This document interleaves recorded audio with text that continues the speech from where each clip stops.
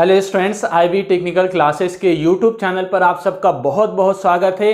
आज हम लोग मेजरमेंट के अंदर बहुत ही ज़्यादा इंपॉर्टेंट टॉपिक डिस्कस करने जा रहे हैं, यानी 2 वाट मीटर मेथड के बारे में डिस्कशन करने जा रहे हैं। अगर ये कहा जाए कि पूरे मेजरमेंट के अंदर ये सबसे ज़्यादा इंपॉर्टेंट टॉपिक है तो ये कहना गलत नहीं होगा, क्योंकि आप प्रीवियस ईयर क्वेश्चन उठाइएगा तो लगभग हर साल ये 2 वाट मीटर मेथड पूछा हुआ है। तो आज के इस वीडियो में हम लोग 2 वाट मीटर मेथड क्या है, हम लोग इसके अंदर किस तरह से पावर को मेजर करते हैं, स्टार कनेक्शन किस तरह से मेजरमेंट किया जाएगा, डेल्टा के अंदर किस तरह से मेजरमेंट किया जाएगा, इसका डेरिवेशन, इसका फेजर डायग्राम, तो बहुत सारी चीज़ आज के इस वीडियो में हम लोग देखने जा रहे हैं। तो बहुत आसान तरीके से आपको ये सारा कुछ समझ में आएगा, तो वीडियो को पूरा देखिएगा ताकि ये इंपॉर्टेंट टॉपिक आपको बहुत आसानी से और बहुत क्लियर वे में समझ में आ जाए। तो सबसे पहले अगर हम बात करें 2 वाट मीटर मेथड की, तो ये समझने के लिए आपको सबसे पहले 3 वाट मीटर मेथड समझना होगा और उससे पहले dynamo meter type watt meter समझना होगा। तो अगर आप लोगों ने वो वीडियो नहीं देखा है, dynamo meter type watt meter और 3 वाट मीटर मेथड, तो पहले उन वीडियो को देखिएगा और उसके बाद इस वीडियो को देखिएगा तो आपको बहुत अच्छे से समझ में आ जाएगा। तो अब तक यानी डायनामो टाइप वाट मीटर के अंदर हम लोग बात किया था कि पावर को मेजर करना है। पावर मेजरमेंट के लिए 2 तरह का कॉइल बांधा हुआ था, एक को हम लोग पोटेंशियल कॉइल, दूसरे को करंट कॉइल कह रहे थे। पोटेंशियल कॉइल लोड या सप्लाई के पैरेलल में लगा होता है और करंट कॉइल सीरीज में लगा हुआ होता है लोड के। तो ये 2 तरह का कॉइल, यानी हमारा जो टॉर्क डेवलप होता है करंट और वोल्टेज दोनों की वजह से होता है, यानी आप कह सकते हैं पावर के प्रोपोर्शनल होता है। इसके बाद हम लोग 3 वाट में यानी पावर मेजरमेंट की इतनी सारी बात किया था हम लोग, और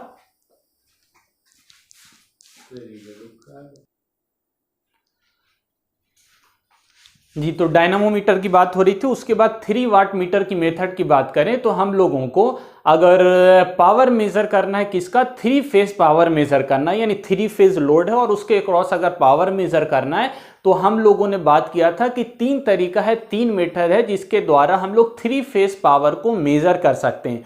पहला मेथड और पहला तरीका क्या है कि हम लोग 3 वाट मीटर का यूज करेंगे, यानी 3 वाट मीटर का जो टोटल पावर होगा P1 plus P2 plus P3 जब हम लोग ऐड करेंगे तो आपका 3 फेज लोड के क्रॉस टोटल पावर निकलेगा। लेकिन आज हम लोग क्या बात करेंगे, 2 वाट मीटर मेथड, यानी 3 फेज लोड है, चाहे स्टार कनेक्शन का लोड हो चाहे डेल्टा कनेक्टेड लोड हो, 3 फेज लोड है तो उसके अक्रॉस केवल 2 हम लोग वाट मीटर लगाएंगे और केवल 2 वाट मीटर के द्वारा हम लोग 3 फेज पावर को मेजर कर लेंगे। याद रखिएगा वहां पर जो 3 फेज लोड का जो पावर था, यानी 100 वाट अगर 3 वाट मीटर के द्वारा निकल रहा था, तो ऐसा नहीं है कि 2 वाट मीटर कीजिएगा तो उसका आधा निकलेगा या आपका 60 वाट निकलेगा, ऐसा नहीं। अगर 3 वाट मीटर के द्वारा आपका 100 वाट आपका पावर हमको मिल रहा था, मेजर कर रहे थे, तो 2 वाट मीटर के द्वारा आप मेजर कीजिएगा तो भी 100 वाट आपको मिलेगा। यानी हम लोग 3 फेज के टोटल पावर को केवल 2 वाट मीटर के द्वारा मेजर कर सकते हैं। आज इसी को हम लोग सीखेंगे कि 2 वाट मीटर के द्वारा टोटल पावर हम लोग 3 फेज पावर को किस तरह से मेजर करेंगे। तो सबसे पहले हम आपको याद दिलाना चाहेंगे कि हम लोगों ने वहां पर बात किया था 3 फेज के अंदर क्या बात किया था कि टोटल जो पावर होगा वो P1 plus P2 plus P3 होगा, और इसके लिए 3 वाट मीटर लगाया था। तो पहला वाट मीटर का जो रीडिंग था वो क्या था, V1 I1 था, यहाँ पर V2 I2 था और यहाँ पर V3 I3 था। ठीक है, यहाँ पर वोल्टेज और करंट क्या था, फेज वोल्टेज और फेज करंट था, phase voltage phase current, phase voltage phase current, P1 P2 P3 के क्रॉस। तो ये टोटल पावर को ऐड कर देंगे तो हमारा यानी P1 P2 P3 को ऐड कर देंगे तो टोटल पावर मिल जा रहा था। तो अगर इसी तरह का सिचुएशन यानी हमारा V1 I1 V2 I3 V3 I3 हमारा 2 वाट मीटर के द्वारा भी अगर मिल जाता है, इसका मतलब हम लोग 2 वाट मीटर के द्वारा 3 फेज पावर को मेजर कर लेंगे, हमारा सेम वैल्यू मिल जाएगा। तो हम लोग इसी चीज को यहाँ पर समझने जा रहे हैं। तो ध्यान से देखिएगा डायग्राम को और फिर इसके डेरिवेशन को। तो इधर बाकी सब कुछ छोड़ दीजिए, पहले यहाँ पर कॉन्सेंट्रेट कीजिए, ध्यान कीजिए। तो हम लोग क्या लगाया है, 3 फेज लोड लगाया है। कैसा लोड है, तो स्टार कनेक्टेड लोड है। ये कोई भी मान के चलिए 3 फेज मोटर है। यहाँ पर आपकी पहली वाइंडिंग, दूसरा, तीसरा, यानी आपका अलग अलग फेज है, R phase, Y phase, B phase. यहाँ पर हम 1 2 और 3 से दिखाया है जिस बुक से हमने यानी कि हम रेफरेंस जिस बुक को ले रहे हैं उसमें 1 2 3 से दिखाया है, आप इसी को R Y और B से भी दिखा सकते हैं। यानी सेम चीज आप यहाँ पर R Y और B के क्रॉस यानी दिखा सकते हैं। हम I1 दिखाया तो आप I सफिक्स R दिखा सकते हैं, सेम ही चीज है, अलग अलग नाम दे सकते हैं। तो हम R Y B दिखाया, उसकी जगह पर हम 1 2 और 3 फेज दिखा रहे हैं। तो 3 फेज सिस्टम है, इसके अक्रॉस जो वोल्टेज होगा यानी जो फेज वोल्टेज है उसको V1 से दिखा रहे हैं, इसके अक्रॉस जो फेज वोल्टेज है V2 से दिखा रहे हैं, इसके अक्रॉस फेज वोल्टेज है तीसरे फेज के अक्रॉस V3 से दिखा रहे हैं। पहला फेज के अंदर जो करंट आ रहा है फेज करंट I1 आ रहा है, दूसरे फेज के अक्रॉस जो करंट आ रहा है I2 आ रहा है, तीसरे फेज के अक्रॉस जो फेज करंट आ रहा है I3 आ रहा है। ठीक है, अब यहां पर ध्यान रखिएगा कि हम लोगों को मालूम है, क्या मालूम है कि स्टार कनेक्शन के अंदर के स्टार कनेक्शन, जो भी स्टार कनेक्शन है उसमें क्या होगा, आपका जो वोल्टेज है, लाइन वोल्टेज है, वो क्या होता है आपका √3 टाइम्स फेज वोल्टेज से ज्यादा होता है। और जो आपका करंट होता है वो लाइन करंट और फेज करंट क्या होता है, बराबर होता है। ये आप लोग पहले से पढ़ रखा होगा, फिर से उसको यहां पर यूज होगा, इसीलिए आपको याद दिला रहे हैं। तो अब यहां पर ध्यान रखिए, यहां पर हमारा फेज लगा हुआ है, 2 वाट मीटर हमने लगाया, एक पहला वाट मीटर और यहां पर दूसरा वाट मीटर। यहां पर W1 और W2 से दिखा सकते हैं, यहां पर हम P1 और P2 से दिखाया। पहला वाट मीटर P1 है और दूसरा वाट मीटर P2 है, इसके द्वारा P1 मेजर होगा, दूसरे वाट मीटर के द्वारा P2 पावर मेजर होगा। अब यहां पर ध्यान रखिए कि हम लोग जब 3 वाट मीटर की बात किया था तो हम लोग क्या कर रहे थे, 3 वाट मीटर में से जो वोल्टेज हमको मिल रहा था, ध्यान से समझिएगा, जो वोल्टेज हमको मिल रहा था पहला वाट मीटर P1 के क्रॉस, वो कौन सा था, तो फेज वोल्टेज था। तो अब हाँ, फेज वोल्टेज था। लेकिन अब यहां पर क्या होगा, ध्यान से देखिए, तो यहां पर हम लोगों का 2 कॉइल है, एक कॉइल का नाम क्या होगा, करंट कॉइल, ऊपर में लगा हुआ है, दूसरा जो कॉइल है इसका नाम क्या होगा, प्रेशर कॉइल यानी वोल्टेज कॉइल। तो अब देखिए यहां पर का जो वोल्टेज कॉइल है, इस वोल्टेज कॉइल को जो वोल्टेज मिल रहा है, कौन सा वोल्टेज मिल रहा है, फेज वोल्टेज है या लाइन वोल्टेज है, ध्यान से देखकर आप कमेंट के अंदर बताइए, फेज वोल्टेज है या लाइन वोल्टेज है। तो यहां पर देखिए हम कॉमन को यानी न्यूट्रल को बाहर नहीं निकाला, यहां पर जो तीसरा फेज है इसी को हम लोग कॉमन कंसीडर कर रहे हैं और यहां से कनेक्शन कर रहे हैं। तो इस कनेक्शन पर जब करेंगे तो यहां पर इस वोल्टेज कॉइल को यानी इस प्रेशर कॉइल को कौन सा वोल्टेज मिलेगा, फेज वोल्टेज मिलेगा या लाइन वोल्टेज मिलेगा, तो लाइन वोल्टेज मिलेगा यानी V13 मिलेगा, इस वाले प्रेशर कॉइल को लाइन वोल्टेज V13। आ गई बात समझ में। जैसे हम लोग पढ़ते थे 3 फेज सिस्टम के अंदर, अगर आपका यानी डिस्ट्रीब्यूशन सिस्टम के अंदर कि जो ट्रांसफार्मर हमको 440 वोल्ट चाहिए तो क्या करेंगे, RY चाहे YB चाहे BR के क्रॉस लगाएंगे, और फेज वोल्टेज चाहिए तो कहां पे लगाएंगे, R और N के बीच में, Y और N के बीच में और B और N के बीच में।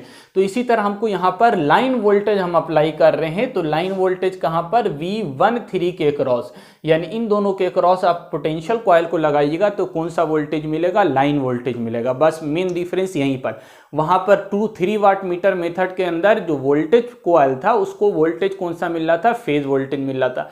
लेकिन हमको यहां पर 2 वाट मीटर के द्वारा 3 फेज पावर को मेजर करना है, इसीलिए यहां पर हम क्या किए हैं, इस वाले प्रेशर कॉइल को कौन सा वोल्टेज दिए हुए हैं, लाइन वोल्टेज दिए हुए हैं। अब सेम यहां पर देखिए दूसरा जो वाट मीटर लगा हुआ है इसके क्रॉस करंट कॉइल है और दूसरा ये क्या है, प्रेशर कॉइल है। तो फिर से यहां पर, अब यहां पर देखिए 3 और यहां पर 2 है, तो यानी कि आप अगर फेज में माने तो आपका R Y और B, तो R और B के बीच में कनेक्ट किया है तो क्या होगा आपका, फिर से लाइन वोल्टेज मिलेगा। तो यहां और यहां पर, ये ऊपर से मतलब नहीं है, यहां से सिर्फ इसको देखना है, इस वाले और इस वाले के बीच में देखना है, तो कौन सा वोल्टेज होगा, लाइन वोल्टेज होगा। तो लाइन वोल्टेज यहां पर मिला, इसको भी लाइन वोल्टेज, यहां पर जो लाइन वोल्टेज मिलेगा इस लाइन वोल्टेज को क्या बोलेंगे हम, V23 बोलेंगे। कौन सा वोल्टेज बोलेंगे, V23 वोल्टेज बोलेंगे। और इसी को अगर तोड़ के हम लिखें, फेज के टर्म में लिखें, तो हम क्या लिखेंगे, V23 लिखेंगे, V2 माइनस V3, मतलब इन दोनों के फेज का डिफरेंस क्या हो रहा है, यहां पर वोल्टेज अप्लाई हो रहा है। इसी तरह V13 लाइन वोल्टेज है, इसको फेज के टर्म में लिखें हम तो क्या लिखेंगे, V1 माइनस 3, यानी इन दोनों के बीच का फेजर डिफरेंस वोल्टेज यहां पर हमको मिल रहा है। अब ध्यान से देखिएगा, तो पहला वाट मीटर P1 हम लिखा, इसके क्रॉस आपका करंट कौन सा हो रहा है, तो I1 करंट है। I1 करंट मतलब कौन सा है, लाइन बोलिए चाहे फेज बोलिए दोनों बराबर होता है, तो हम मान रहे हैं कि ये आपका क्या है, फेज आपका करंट है। दूसरा वोल्टेज कौन सा हो रहा है, तो लाइन वोल्टेज हो रहा है V13। इसको फेज में अगर कन्वर्ट करके लिखें हम तो क्या लिख सकते हैं, V1 माइनस V3 लिख सकते हैं फेज के अंदर। तो इन दोनों के वोल्टेज का डिफरेंस है, तो V1 माइनस V3, V13 ये क्या है आपका, ध्यान से देखिएगा, ये क्या है आपका, ये लाइन वोल्टेज है, और ये कौन सा वोल्टेज हो गया, तो V13 अगर यानी कि V1 और V3 ये कौन सा है, तो ये भी फेज वोल्टेज है और ये भी क्या है आपका फेज वोल्टेज है। तो इन दोनों का फेजर वोल्टेज का डिफरेंस क्या है, लाइन वोल्टेज होगा। तो यहाँ पर V1 माइनस V3 हो गया। सेम इसी तरह अगर P2 के क्रॉस बात करें तो P2 के क्रॉस क्या होगा, आपका करंट कौन सा जा रहा है, तो I2 है आपका फेज करंट। वोल्टेज कौन सा, तो लाइन वोल्टेज है V23 होगा। V23 आपका क्या है, लाइन वोल्टेज। इसी को फेज में अगर लिखे तो V2 माइनस V3 लिख सकते हैं फेज के अंदर।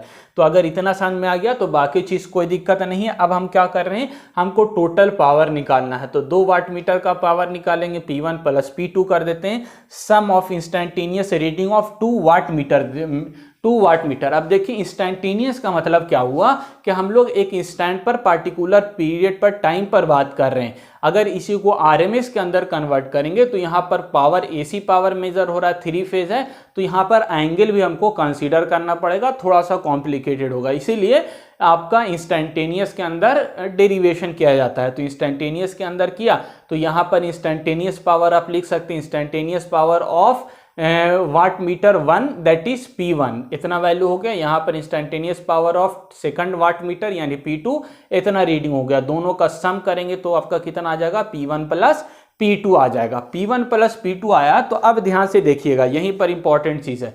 P1 की वैल्यू रख दिया I1, V1 माइनस V3 हो गया, और V2 P2 की value I2, V2 minus V3 हो गया। वैल्यू सब्स्टिट्यूट कर दिया हम, P1 की वैल्यू सब्स्टिट्यूट कर दिया और इधर आपका क्या है, P2 की वैल्यू सब्स्टिट्यूट कर दिया। जब दोनों वैल्यू सब्स्टिट्यूट कर दिया तो अब जो अंदर है कॉमन वाला था उसको अंदर भेज दिया, तो यहाँ पर V1 I1 हो जाएगा और यहाँ पर I1 माइनस V3 हो जाएगा, I2 V2 हो जाएगा और यहाँ पर I1 V3 हो जाएगा।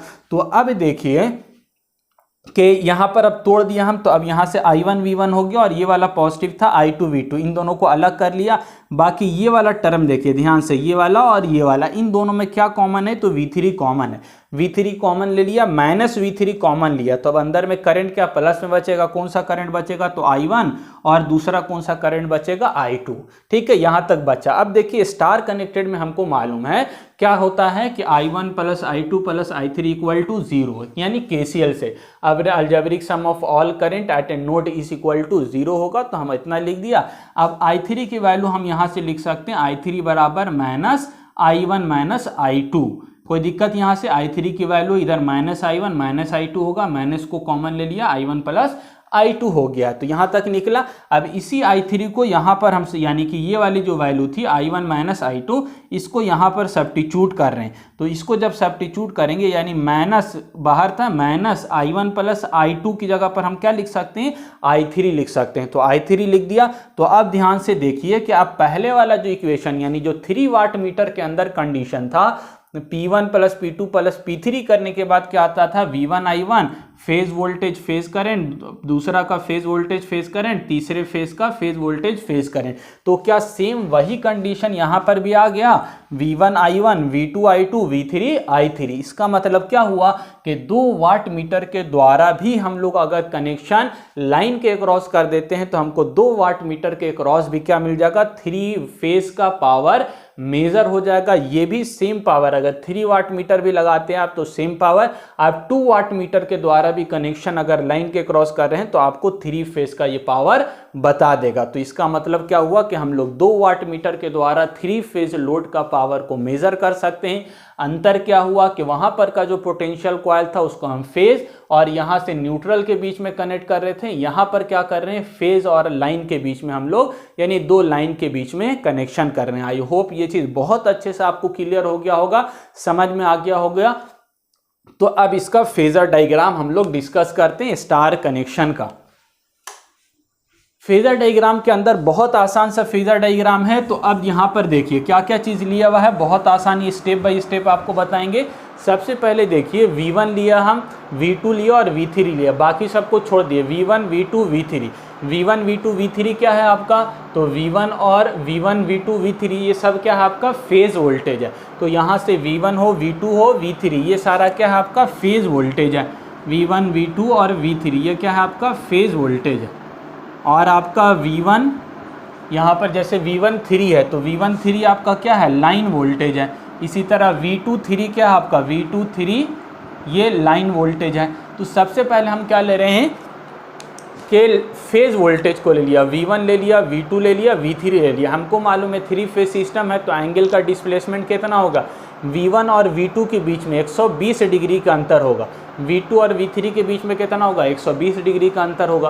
तो 120 डिग्री का अंतर हमने ले लिया V1 V2 V3 का। यहाँ पर अब ध्यान रखिएगा कि एंगल आपका 120 डिग्री का होना चाहिए और मैग्नीट्यूड जितना V1 उतना ही V2 उतना ही V3 होना चाहिए। एंगल का अंतर 120 डिग्री और मैग्नीट्यूड V1 V2 V3 का सेम होना चाहिए। ये चीज़ ध्यान रखना है फेज़र डायग्राम बनाते समय। दूसरा चीज़ अब क्या करेंगे हम लोग, करंट को ले रहे हैं तो V1 के क्रॉस कौन सा करंट है, तो I1 है। V2 के क्रॉस कौन सा करंट है, I2 है। V3 के क्रॉस कौन सा करंट है, I3 है। तो इस तरह से हम करंट को लेंगे। लेकिन आपको मालूम है कि जनरली जो लोड होता है, यहाँ पर रेसिस्टेंस देखा है, लेकिन जो जनरली लोड होता है वो कैसा होता है, RL लोड होता है, यानी इंडक्टिव नेचर का होता है। प्योर इंडक्टिव भी नहीं होता, रेसिस्टेंस की वैल्यू भी रहती है, लेकिन आपका लैगिंग नेचर का होता है। तो हम V1 के क्रॉस करंट I1 दिखा दिया है और मान रहे हैं कि कितना एंगल से लैग कर रहा है, फाई से लैग कर रहा है। V2 के क्रॉस करंट दिखाया I2, ये लैग कर रहा है, कितना एंगल से लैग कर रहा है, तो ये आपका फाई एंगल से लैग कर रहा है। V3 के क्रॉस करंट लैग कर रहा है, कितना एंगल से, फाई एंगल से लैग कर रहा है, I3 हो रहा है। इतना दूर हो गया, हम लोग क्या किया है, वोल्टेज लिया है फेज वोल्टेज और फेज करंट लिया है। फेज करंट को दिखाया फाई एंगल से, ईच रिस्पेक्टिव वोल्टेज को वो क्या कर रहा है, लैग कर रहा है। अब ध्यान से देखिए कि यहाँ पर करंट कौन सा है, फेज करंट, लेकिन वोल्टेज कौन सा है, लाइन वोल्टेज है। क्या नाम है इसका, V13 नाम है इसका। तो हमको क्या दिखाना है, P1 के क्रॉस फेज करंट I1 और वोल्टेज कौन सा, लाइन वोल्टेज V13। तो हम तो अभी V1 V2 V3 देखा है, लाइन वोल्टेज तो देखा है नहीं। तो हम क्या करेंगे, लाइन वोल्टेज दिखाने के लिए सबसे पहले देखिए V13 है तो V1 माइनस V3, V13 को हम किस तरह से लिखते हैं, V1 माइनस V3। तो V1 तो पॉजिटिव में, लेकिन V3 क्या दिखाना पड़ेगा, निगेटिव में। तो यहाँ पर जो V1 रहेगा सेम इतना ही मैग्नीट्यूड का जस्ट अपोजिट हम लोग ले लेंगे, किस में, निगेटिव में। तो माइनस V3 हम दिखाया। आप इसी तरह से V2 का दिखा सकते हैं माइनस V2, V1 का माइनस दिखा सकते हैं अपोजिट दिशा में माइनस V1। लेकिन V2 और V3 का हमको, V2 का काम नहीं है, केवल हमको V3 का काम है माइनस के अंदर। तो इसीलिए हम सिर्फ माइनस V3 को दिखा रहे हैं, V1 और V2 को नहीं दिखा रहे हैं। तब अब देखिए यहाँ पर लाइन वोल्टेज कौन सा हो जाएगा, V13। तो V1 हमको पहले से मिला हुआ था, V1 और माइनस V3 हमको मिल गया है, इसके अपोजिट में दिखा दिया। तो इन दोनों को हम क्या कर देंगे, जोड़ देंगे। इधर से ये जो एंगल रहता है, यानी कि ये जो डॉटेड लाइन है, इसके सामने पैरेलल में इधर से ड्रॉ करेंगे, इसके पैरेलल में इधर से पैरेललोग्राम, और इन दोनों का फेजर सम करके हम क्या दिखा देंगे, V13। और ये V13 क्या है आपका, लाइन वोल्टेज है, जो कि P1 यानी पहले वाट मीटर के अक्रॉस अपेयर हो रहा है। दूसरा इसके अक्रॉस जो करंट है वो कौन सा करंट है, I1 करंट है, जो पहले वाट मीटर के अक्रॉस अपेयर हो रहा है। तो लाइन वोल्टेज और आपका फेज करंट हमने दिखा दिया P1 के अक्रॉस। सेम इसी तरह से हमको यहाँ पर का वोल्टेज दिखाना है, V23 दिखाना है। तो V23 को, V2 तो आपका लिए हुए हम लोग, V3 माइनस में है तो माइनस में V3 हम दिखा चुके हैं। V2 पॉजिटिव और V3 माइनस, दोनों का फेजर सम कर देंगे तो आपको क्या मिल जाएगा, V23 मिल जाएगा। और ये V23 क्या है आपका, लाइन वोल्टेज है। तो वाट मीटर 2 के अक्रॉस कौन सा करंट, I2 करंट, और वोल्टेज कौन सा है, तो लाइन वोल्टेज V23 है। तो ये आपको फेजर डायग्राम समझ में आ गया। एंगल की अगर बात करें तो एंगल आप देखिए, हाँ देखिए, अगर V1 V2 V3 की बात करें तो एंगल का अंतर कितना, 120 डिग्री का अंतर। लेकिन आपका फेज वोल्टेज और लाइन वोल्टेज के बीच में एंगल का अंतर कितना रहता है, 30 डिग्री का रहता है। तो लाइन वोल्टेज और फेज वोल्टेज के बीच का एंगल कितना दिखाया, 30 डिग्री। यहाँ पर भी लाइन वोल्टेज और फेज वोल्टेज के बीच का एंगल कितना दिखाया है, 30 डिग्री। और आपका फेज वोल्टेज और फेज करंट के बीच में रिलेशन क्या दिखाया, 5 डिग्री।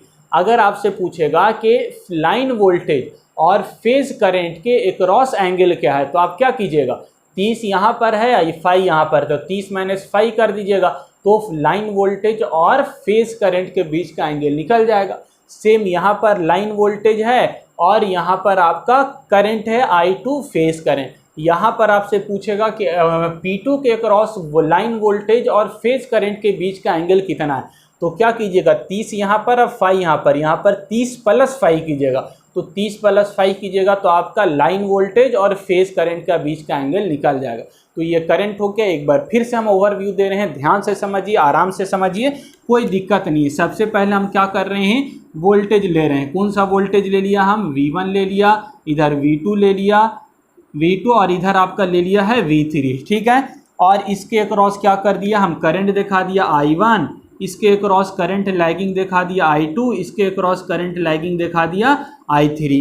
अब हम क्या कर रहे हैं, यहाँ पर हमारा I1 I2 I3 का काम हो गया, लेकिन हमारा पहला वाट मीटर के अक्रॉस जो वोल्टेज अपेयर हो रहा है वो लाइन वोल्टेज है। लाइन वोल्टेज कौन सा है, तो V13 है, तो हमको V13 दिखाना है, तो हम सबसे पहले V3 को माइनस में दिखा देंगे, -V3 का काम हो गया। अब यहाँ पर वोल्टेज कौन सा हो रहा है, तो V13 हो रहा है, लाइन वोल्टेज, तो V1 मिल गया हमको, V3 मिल गया। इन दोनों का फेजर सम कर लेते हैं हम, फेजर सम कर लेंगे तो हमारा क्या मिल जाएगा आपको, ये लाइन वोल्टेज मिल जाएगा, ठीक है। लाइन वोल्टेज क्या हो गया, V13 हो गया, काम खत्म हो गया। तो यहाँ पर अब देखिए आपको -V3 मिला हुआ, V2 मिला हुआ, इन दोनों का फेजर सम कर दीजिए तो आपका क्या मिल जाएगा, V23 मिल जाएगा। बोलिए इससे आसान क्या होगा, तो बहुत आसान है। इसका फेजर डायग्राम और इसका सर्किट डायग्राम, डेरिवेशन सब आसान है, सिर्फ आपको थोड़ा प्रैक्टिस करना है, ध्यान देना है। वीडियो को अगर एक बार नहीं समझ में, 2 बार देखिए, 3 बार सीखिए, आसानी से समझ में आ जाएगा। तो हम लोग 3 फेज स्टार कनेक्शन के लिए बात किया, इसका सर्किट डायग्राम, इसका डेरिवेशन और इसका फेजर डायग्राम। सेम इसी तरह से डेल्टा कनेक्शन के लिए भी होगा, तो डेल्टा का सिर्फ सर्किट डायग्राम आपको बता रहे हैं, ध्यान से समझिए।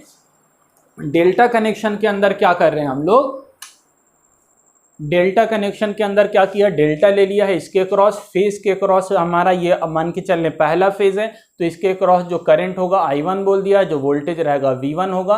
दूसरा फेज के क्रॉस वोल्टेज V2 है, करंट I2 है। तीसरा फेज के क्रॉस वोल्टेज V3 है और करंट I3 है। यहाँ तक कोई दिक्कत नहीं होना चाहिए। अब यहाँ पर देखिए, आपको डेल्टा कनेक्शन में क्या मालूम है कि डेल्टा कनेक्शन में हम लोग को मालूम है, डेल्टा कनेक्शन के अंदर कि लाइन वोल्टेज और फेज वोल्टेज क्या रहता है, बराबर रहता है, लेकिन लाइन करंट √3 टाइम्स क्या रहता है, फेज करंट से बड़ा रहता है, ये आपको मालूम होगा। तो अब देखिए यहाँ पर भी हम लोग क्या किए हुए थे, यहाँ पर तो आपका फेज वोल्टेज लाइन वोल्टेज तो बराबर था, यहाँ पर दिक्कत नहीं हुआ।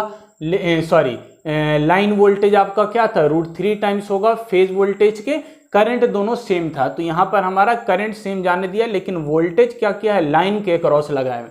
वोल्टेज प्रेशर कॉइल के क्रॉस जो वोल्टेज अपेयर हो रहा है वो लाइन के क्रॉस हो रहा है। तो अब यहाँ पर समझिए, तो वोल्टेज तो इसमें हमारा तो फेज हो चाहे लाइन हो वो क्या होगा, इक्वल होगा। तो हमको करंट क्या लेना पड़ेगा, इसमें √3 टाइम्स ज़्यादा लेना पड़ेगा, क्योंकि 2 वाट मीटर के द्वारा हमको 3 फेज मेजर करना है। इसीलिए यहाँ पर हम वाट मीटर, इसके 3 वाट मीटर मेथड देखा होगा, तो उसमें हम वोल्टेज ये प्रेशर कॉइल को कहाँ लगा रहे थे, फेज के क्रॉस लगा रहे थे, लेकिन अब कहाँ पे लगा रहे हैं, लाइन के क्रॉस लगा रहे हैं। तो यहाँ पर जो P1 है, ये करंट कॉइल जो लगा हुआ है, इस करंट कॉइल को कौन सा करंट जा रहा है, फेज करंट या लाइन करंट, आप कमेंट करके बताइएगा हमको। इस डेल्टा कनेक्शन के अंदर जो फेज ये आपका यानी कि करंट कॉइल है, इस करंट कॉइल को कौन सा करंट जा रहा है, आपका फेज करंट जा रहा है या लाइन करंट जा रहा है। तो आपको मालूम है कि यहाँ पर क्या होगा, लाइन करंट होगा और ये √3 टाइम्स से ज़्यादा होगा फेज करंट से, और इस लाइन करंट की वैल्यू क्या होगी, I1 - I3, या इसी को हम क्या बोल सकते हैं, I13 बोलेंगे। लाइन करंट का क्या नाम होगा, I13 नाम होगा। इसी को फेज में जब तोड़ेंगे तो हम क्या लिखेंगे, I1 - I3 लिखेंगे। और बाकी फेज करंट क्या है, I1 फेज करंट है, I2 फेज करंट है और I3 फेज करंट है।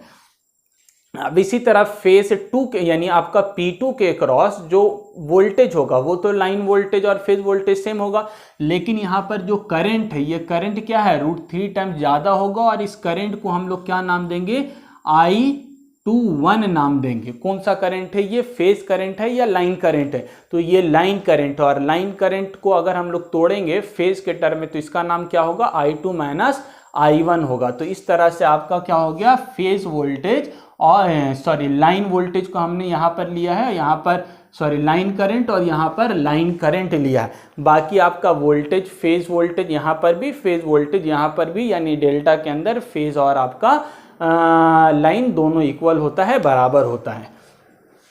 तो यहाँ पर आपका तीसरा, पहला फेज था line current I1 minus I2 I3 होगा, दूसरा आपका लाइन जो करंट होगा I2 माइनस I1 होगा, तीसरा जो लाइन करंट होगा ये I3 माइनस I2 होगा। लेकिन हमको कौन सा लाइन करंट से मतलब है, तो P1 के क्रॉस और दूसरा P2 के क्रॉस।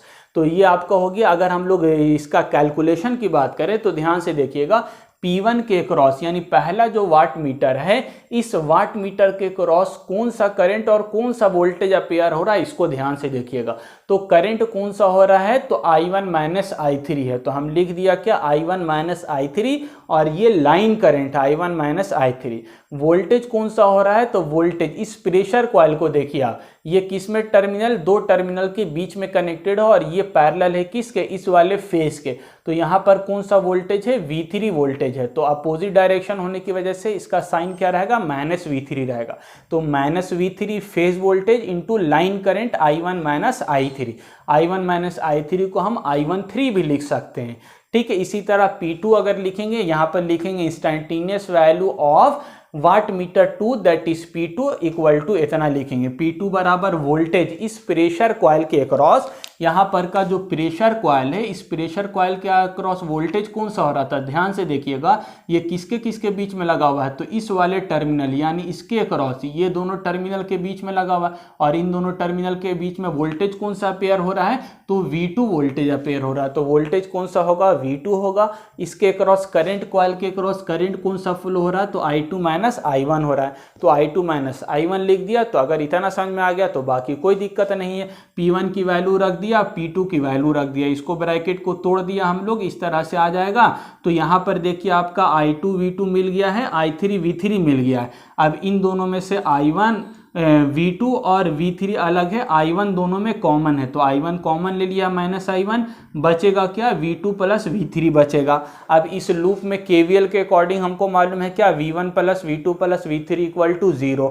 तो हम V1 बराबर माइनस V2 प्लस V3 लिख सकते हैं, किसी को दिक्कत नहीं होना चाहिए। तो V1 की वैल्यू को हम यहाँ पर सब्स्टिट्यूट कर, यानी V2 प्लस V3 की जगह पर हम V1 लिख सकते हैं। तो V1 जब लिख दीजिएगा तो V1 I1 आ जाएगा, V2 I2 और V3 I3 पहले से था, यहाँ से इसको सब्स्टिट्यूट कर दिया। तो यहाँ से आपको क्या मालूम चला, कंक्लूजन, कि हम लोग डेल्टा कनेक्शन के अंदर भी 2 वाट मीटर के द्वारा हम लोग 3 फेज पावर को मेजर कर सकते हैं। डिफरेंस क्या करना होगा, तो हम लोग लाइन करंट यहाँ पर लेंगे और यहाँ पर दूसरा वाट मीटर के क्रॉस भी लाइन करंट यहाँ पर कनेक्शन करेंगे। तो आपको जो टोटल पावर मिल जाएगा वो 3 फेज पावर मिल जाएगा 2 वाट मीटर के द्वारा। तो आई होप आपको इसका सर्किट डायग्राम यानी स्टार कनेक्शन का और स्टार कनेक्शन का फेजर डायग्राम, डेल्टा कनेक्शन का आपको सर्किट डायग्राम, डेरिवेशन सब बहुत अच्छे से समझ में आ गया होगा। अगर आपको वीडियो पसंद आए तो लाइक कीजिएगा, अपने दोस्तों को ज़रूर शेयर कीजिएगा। आप देख रहे हैं गर्मी कितना है, पूरा गंजी भीग गया है, पसीना से तरबतर हैं, लेकिन इस पसीने का हक आप लोग अदा नहीं कर रहे हैं। इसके लिए आपको क्या करना होगा, ज़्यादा से ज़्यादा बच्चों को शेयर करना होगा, क्योंकि हम जो वीडियो बना रहे हैं इस पर्पज़ से ताकि ज़्यादा से ज़्यादा बच्चे देखें और सबका फ़ायदा हो, सबको बेनिफिट हो। तो आपके जितने फ्रेंड्स हैं कॉलेज से आपके ग्रुप में या जितना भी आपके कॉन्टैक्ट में, सबको शेयर कीजिए ताकि सब तक ये टॉपिक अच्छे से सबको समझ में आ जाए और हमारी जो मेहनत है वो वसूल हो जाए, हमारे पसीने का कीमत लग जाए। तो मिलते हैं नए वीडियो में, आज के लिए इतना ही। Thank you.